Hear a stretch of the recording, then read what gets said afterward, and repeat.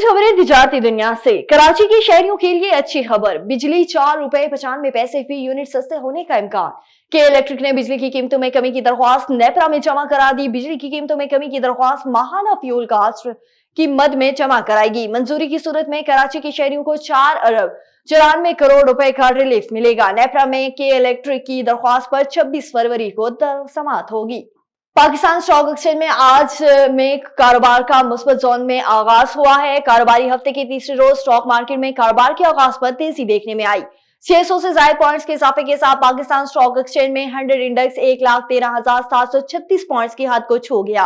वाज़ेह रहे कि गुज़श्ता कारोबारी दिन के एहतमाम पर स्टॉक मार्केट में 100 इंडेक्स 1,334 पॉइंट्स के इजाफे के साथ 1,13,088 पॉइंट्स की सतह पर बंद हुआ था।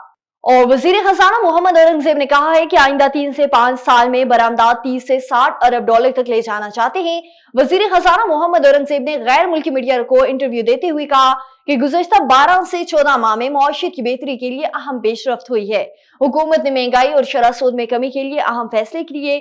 करंट अकाउंट हसारा और मालियाती हसारा सरप्लस में आया। उनका मजीद कहना था कि निजकारी के अमल को मजीद तेज करेंगे, सरकारी इदारों के नुकसान कम करने के लिए राइट साइजनिंग करेंगे।